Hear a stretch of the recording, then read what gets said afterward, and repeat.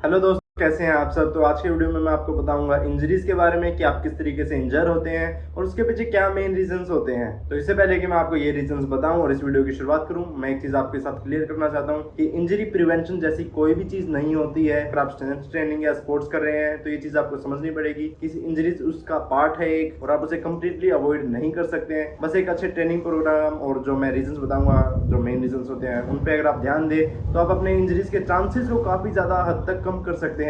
और एक और चीज मैं बता दूं कि मैं इस फील्ड में कोई प्रोफेशनल नहीं हूं। जो मेरा खुद का एक्सपीरियंस रहा है मेरी इंजरीज की, खुद की इंजरीज के साथ, क्योंकि अभी भी मैं एसीएल के रिहैब से चल रहा हूं। अभी 4 मंथ हुए हैं मेरे एसीएल के ऑपरेशन को। मेरी बैक इंजरी जो हुई थी, मेरी शोल्डर इंजरी जो हुई थी, उससे जो मैंने सीखा है, जो मैंने प्रोफेशनल्स के साथ वर्क किया है, मैंने सीखा है, वो सारी चीजें मैं इस वीडियो में आपके साथ शेयर करने वाला हूँ। तो सबसे पहले तो हमें ये चीज समझनी पड़ेगी कि आप इंजर होते किस वजह से हैं। सबसे पहले तो इंजरीज को हम किस तरीके से डिफाइन कर सकते हैं। तो ये काफी जनरल सेंस में कहा जाए कि आपकी कोई भी इंजरी तब होती है जब भी आपकी बॉडी पे एक ऐसा लोड पड़ता है किसी भी तरीके से जिससे वो हैंडल नहीं कर सकती, और एज ए रिजल्ट कुछ ब्रेक हो जाता है, और एज ए रिजल्ट कह सकते हैं कि आप इंजरी हो जाती है आपके। और देखा जाए तो हम इस डेफिनेशन के साथ लगभग हर तरीके की इंजरी इसमें ऐड कर सकते हैं। वो इसमें हम ओवर यूज इंजरी ऐड कर सकते हैं कि आप लगातार ऐसी एक्टिविटी करते रहे जिससे आपकी बॉडी रिकवर नहीं हो सकी, एक ऐसा लोड पड़ा जिससे कि एज अ रिजल्ट आपकी इंजरी हुई। और एक और चीज़ की इंजरी और पेन अलग अलग चीज़ है, इस चीज़ का भी आप ध्यान रखें।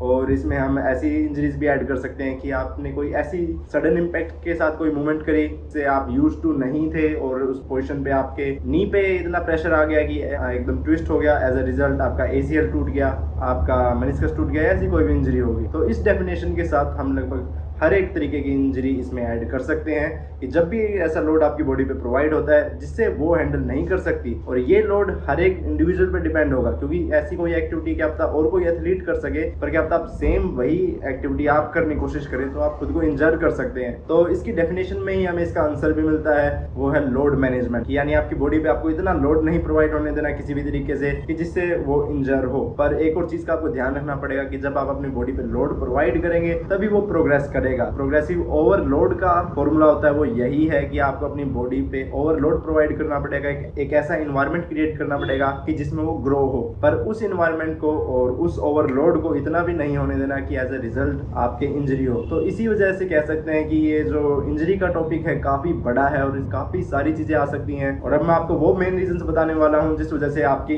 किसी भी तरीके की इंजरी होती है। और उससे पहले कि मैं ये आपको रीजन बताऊं, मैं ये बता दूं कि उन रीजन पे मैं चाहूँ तो हर एक भी रीजन पे अलग अलग वीडियो बना सकता हूँ, यूट्यूब वीडियो, और वो भी काफी बड़ी वाली। पर वो गोल नहीं है मेरा। मैं जल्दी से जल्दी टू द पॉइंट बात करके मैं आपको वो रीजन समझाने की कोशिश करूंगा। तो इस चीज में अगर मैं कोई चीज मिस कर जाऊं तो इस चीज का जरूर ध्यान रखिएगा, और कंटेक्स्ट पे भी डिपेंड करेगा कि आप किस कंटेक्स्ट में बात कर रहे हैं। तो मैं कोई चीज मिस कर जाऊं तो इस चीज का जरूर ध्यान रखिएगा। और अगर आपका कोई क्वेश्चन है तो आप मुझे कमेंट बॉक्स में जरूर बताइएगा और मैं उसका आंसर जरूर दूंगा। तो जो सबसे मेन रीजन आता है जिस वजह से आपकी इंजरी होती है वो आपका ट्रेनिंग प्रोग्राम, कि आप किस तरीके से अपना ट्रेनिंग प्रोग्राम फॉलो कर रहे हैं, वो आपके गोल्स के पे डिपेंडेंट है या नहीं है, वो ट्रेनिंग प्रोग्राम आपके लिए बना हुआ है या नहीं बना हुआ। क्योंकि जितनी भी ज्यादातर इंजरीज होती हैं वो आपके ट्रेनिंग करते टाइम ही होती हैं, और आप ट्रेनिंग में कितना वर्क कर रहे हैं, कितनी फ्रीक्वेंसी के साथ कर रहे हैं, क्या उस अमाउंट में कर रहे हैं कि जिससे आपको रिजल्ट मिले, या फिर आपको ओवर वर्क कर रहे हैं या फिर अंडर वर्क कर रहे हैं। तो इतने सारे रीजन, इतनी सारी चीजें आती हैं आपके ट्रेनिंग प्रोग्राम में। आपके वॉल्यूम, लोड, फ्रीक्वेंसी, इंटेंसिटी,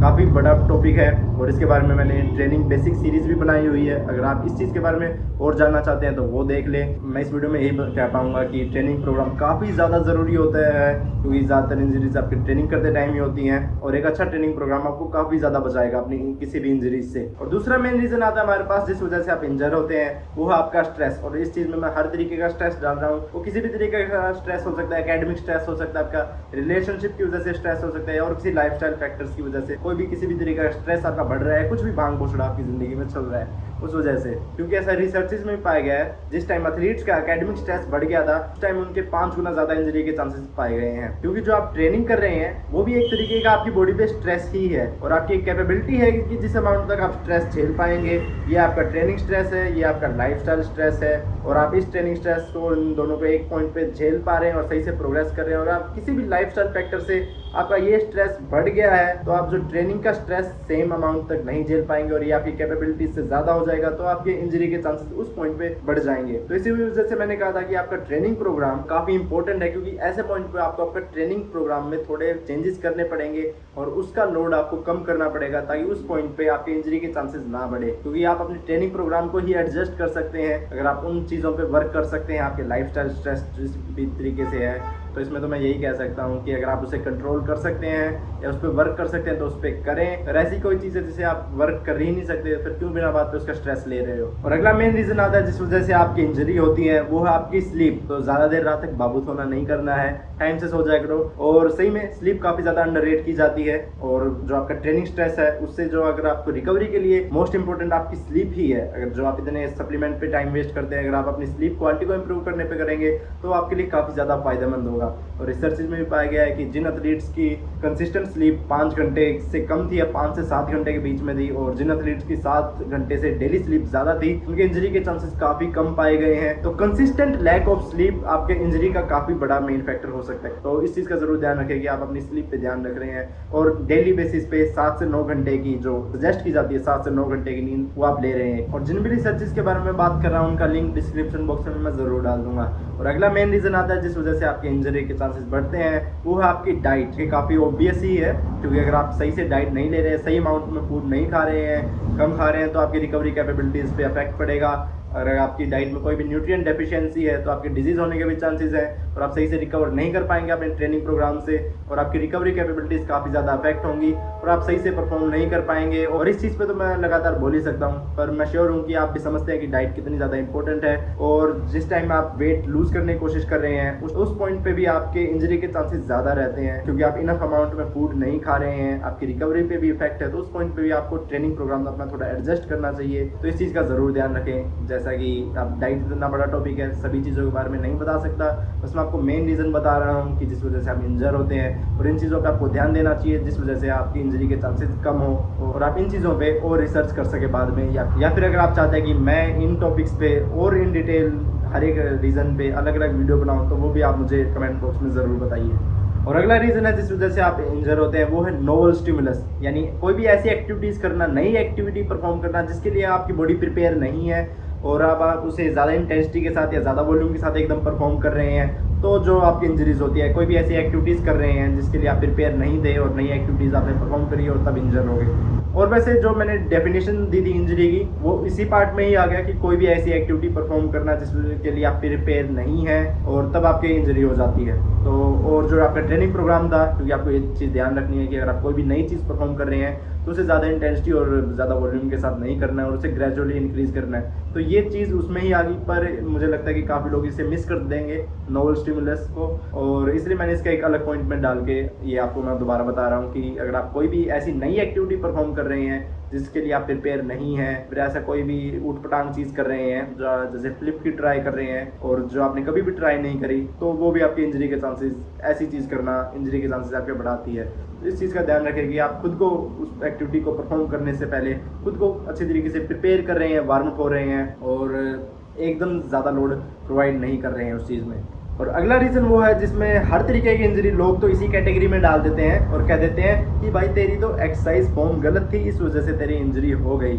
तो ये काफ़ी डिबेटेबल टॉपिक है, क्योंकि हम किसी भी एक फॉर्म को पिक्चर परफेक्ट फॉर्म नहीं कह सकते हैं, क्योंकि दो इंडिविजुअल की उनके लिम्ब लेंथ की वजह से, उनके बायोमैकेनिक्स की वजह से, उनके एनाटॉमी की वजह से उनकी फॉर्म अलग अलग दिख सकती है काफ़ी, पर उनके लिए जो एक्सरसाइज जिस फॉर्म में कर रहे हैं वो उनके लिए काफ़ी ज़्यादा एफिशिएंट हो सकती है। तो इस वजह से हम कोई भी एक पिक्चर परफेक्ट फॉर्म को नहीं डिफाइन कर सकते, और हम किसी भी फॉर्म को गुड और बैड में नहीं डिफाइन कर सकते, क्योंकि अगर आपने भी देखा हो कई स्पोर्ट्स में कुछ एथलीट्स इस तरीके से मूवमेंट कर जाते हैं कि अगर आप सोच भी नहीं सकते जिसे आप खुद करने की, और अगर आप वो ट्राई करेंगे तो आपकी इंजरी के पूरे चांसेस हैं। तो इस वजह से ह्यूमन अडेप्टेबिलिटी और प्रोग्रेसिव ओवरलोड को अगर सही से अप्लाई करें, ऐसी भी एक्सरसाइज परफॉर्म कर सकते हैं जो कि नॉर्मली आपको लगेगा कि आप जिसमें आप इंजर हो सकते हैं। पर कहीं ना कहीं एक्सरसाइज फॉर्म ज़रूरी है, आपके इंजरी के चांसेस बढ़ाता है। अगर आप सही से परफॉर्म नहीं कर रहे हैं एक्सरसाइज को, बिल्कुल वेट को झुला रहे हैं, समझ गए होंगे कि मैं किस तरीके से एक्सरसाइज फॉर्म को डिफाइन करना चाह रहा हूँ। तो इस वजह से एक्सरसाइज फॉर्म भी कहीं ना कहीं आपके इंजरी के चांसेस बढ़ाता है। पर थोड़ा डिबेटेबल टॉपिक है,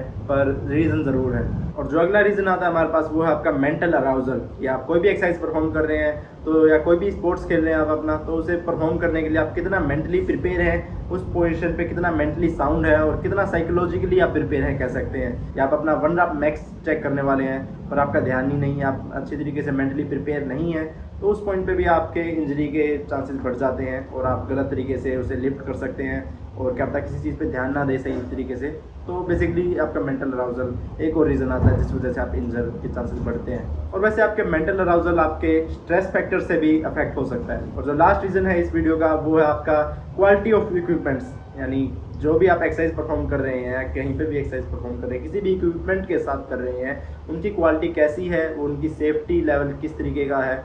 अगर आप ट्रैक पे भाग रहे हैं तो उबड़ खाबड़ नहीं है ताकि एकदम पाँव आपके मोच ना आ जाए। अगर आप वेट ट्रेनिंग कर रहे हैं तो बेंच प्रेस अच्छी क्वालिटी का है, आपका स्क्वाट ट्रैक अच्छी क्वालिटी का है, उस पर ये सेफ्टी बार हैं वो अच्छी क्वालिटी के हैं या नहीं है, ताकि किसी भी इक्विपमेंट फेलियर की वजह से आपकी इंजरी ना हो। क्योंकि आपने भी ऐसी काफ़ी सारी वीडियो देखी होंगी जिसमें किसी भी इक्विपमेंट की गलती से आपके इंजरी हुई है। तो इस चीज़ का ज़रूर ध्यान रखें कि आपके जो भी आप एक्सरसाइज परफॉर्म कर रहे हैं उससे पहले जहाँ पे भी आप परफॉर्म करें किसी भी इक्विपमेंट के साथ, उसकी क्वालिटी ज़रूर चेक करें और देखें कि वो सही से उसके नट वगैरह सही से भिड़े हुए हैं या नहीं भिड़े हुए हैं। तो ये थे वो मेन रीज़न जिस वजह से आप इंजर होते हैं। और भी काफ़ी रीज़न हो सकते हैं, और ज़्यादातर टाइम कोई भी इंजरी होती है वो सिर्फ एक रीज़न पे डिपेंड नहीं होती है, उसमें काफ़ी दूसरी चीज़ों का भी इफेक्ट होता है कि आपके स्ट्रेस लेवल्स भी इंक्रीज़ है, आप मेंटली प्रिपेयर भी नहीं थे, और उस पॉइंट पे आपके जब एक्सरसाइज परफॉर्म करने लगे और आपकी सेफ्टी ऑफ इक्विपमेंट भी सही नहीं थी, तो एज अ रिजल्ट आपकी इंजरी हो गई। और इसी वजह से कहा जाता है कि इंजरी काफ़ी मल्टीफैक्टोरियल होती है।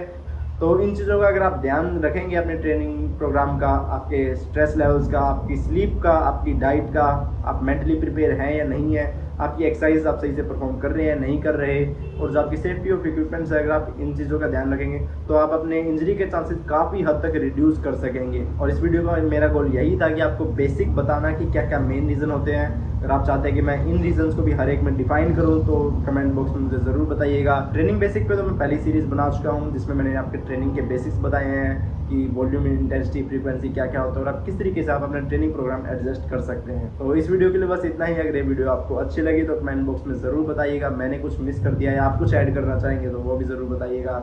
और इस वीडियो के लिए बस इतना ही। अगली वीडियो होगी कि आप इंजर हो भी गए तो उसके बाद किस तरीके से ट्रेनिंग करना।